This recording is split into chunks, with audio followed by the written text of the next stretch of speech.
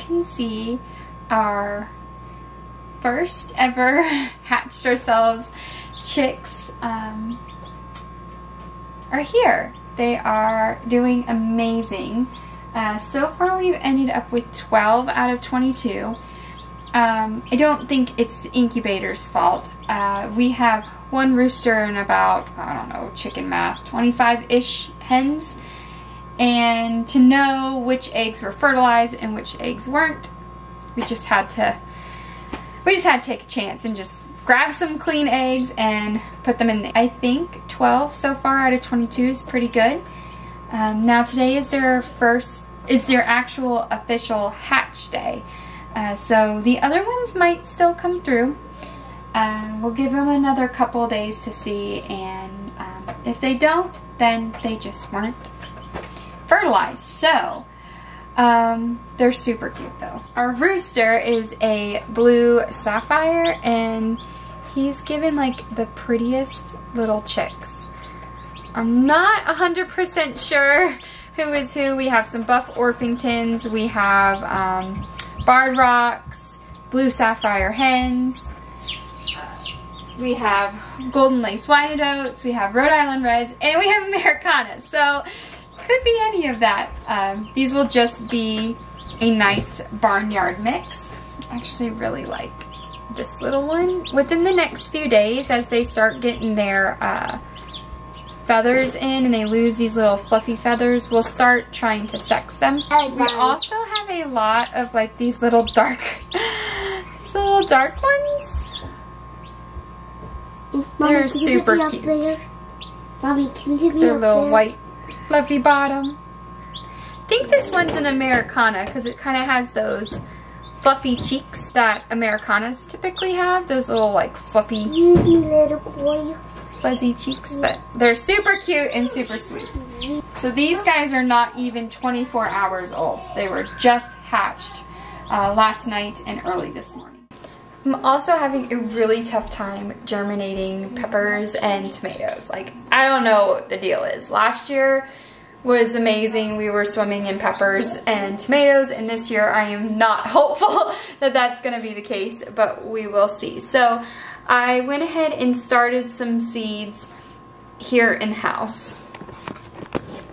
And if I could have done this all over again, I probably would have done it this way. I have a mini soil blocker. I just went ahead and started these about 120 plants, and I'm getting a lot better germination. I do have them on a heat mat, and that seems to be helping the temperature staying consistent.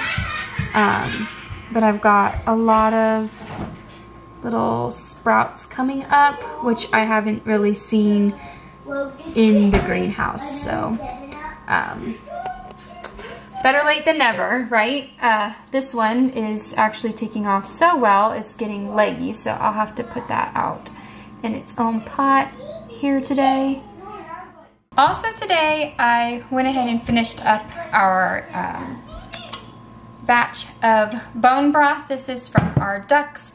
I found quite a few little packages of their bones in the deep freezer, so in an effort to clear out and make room for our pig, I made some bone broth. So this is actually great timing because at the time I didn't know that I was going to be eating a lot more broth this week, so I think I'm gonna be set.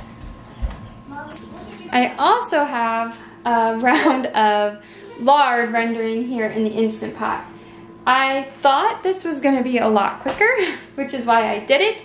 I'm not pressurizing it, I'm just using the slow cooker function, and it's taking a really long time. This has been here on the countertop for a couple of days now, and it's just now getting to the point where it's looking like liquid instead of just one big solid. This is just cut up into little pieces, and I just threw it in with a little bit of water so it wouldn't burn. And as this cooks down, that water evaporates, but I don't want to pressurize it or close off the lid because liquid will get in it and that will cause it to go rancid, and we don't want that. We want to keep this as clean and pure as possible. One way that I have found to preserve our food is by fermenting it. And fermented peppers far exceed pickled or canned jalapenos any day. So last year we had a pretty good crop of jalapenos, and in Jesus' name we're gonna have another really good crop. I just need my plants to do something. But we ran out, and it's a huge disappointment. I can't take it. So I did freeze some, but fermenting doesn't work well with frozen food. It has to be fresh. So Aldi had jalapenos on sale for 50 cents a bag.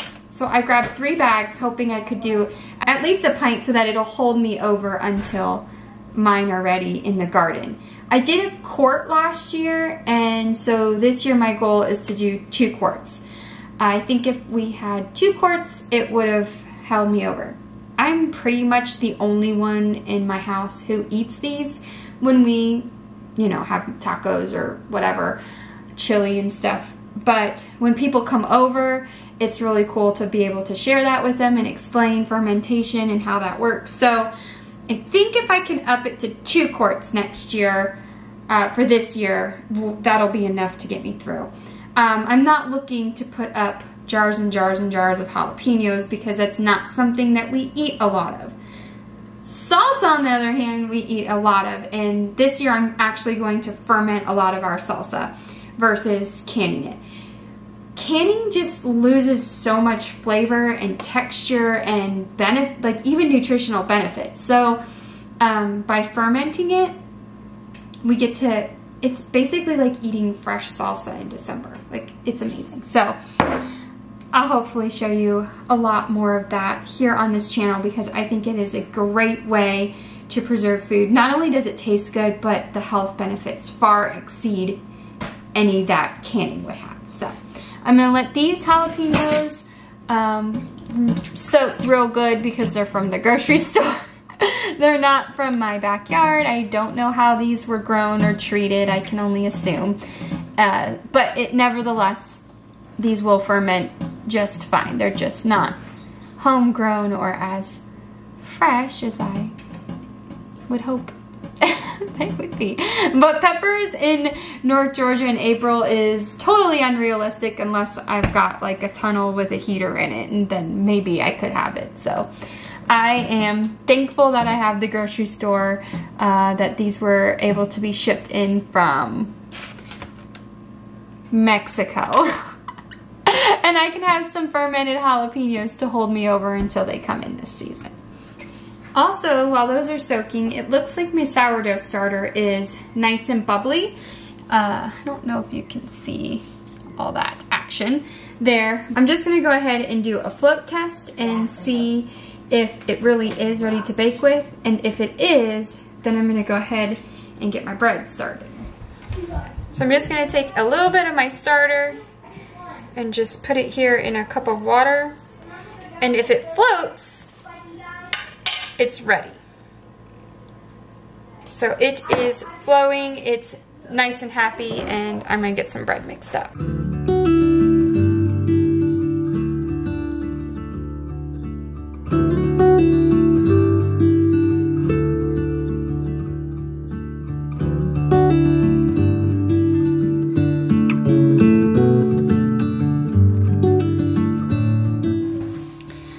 So really quickly, I'm just gonna go ahead and chop up these jalapenos. Make sure you wear gloves because I have learned the hard way when it comes to peppers, and that is it really can burn your skin and it's not fun.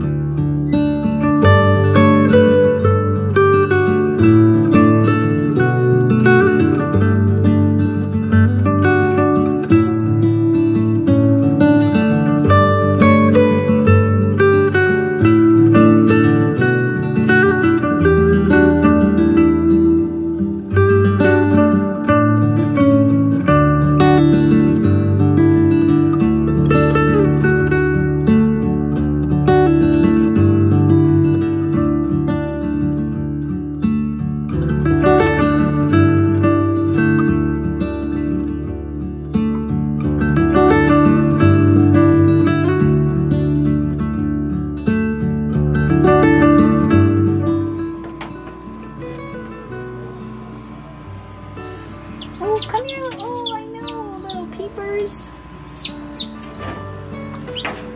I don't know. Anything else is gonna happen? That one feels light. The other ones feel pretty heavy. Okay. Ooh. Oh my goodness! Oh my goodness! There you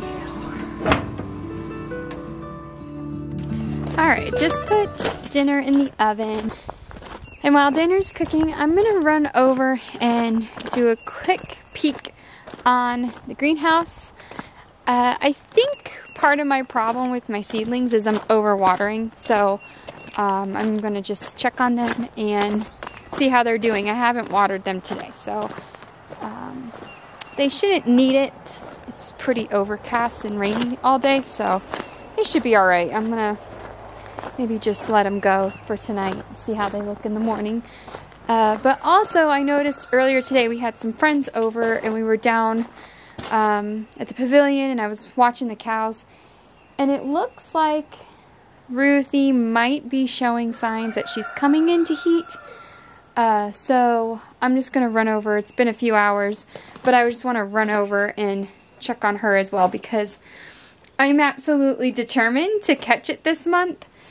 I just have this, like, I don't know, anxiety that I'm gonna miss it, or I'm gonna say she's in heat and she's not. So this is kind of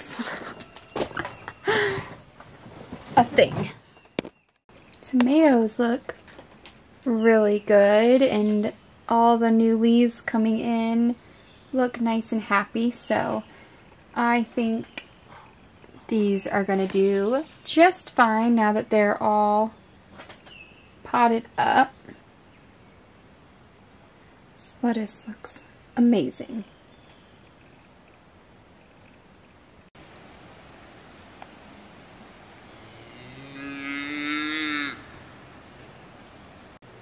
So, I just went in the pen, and I have to be careful because Buck gets a little playful and he's getting big. But I don't see anything like significant on Ruthie, but Maple just tried to be on her.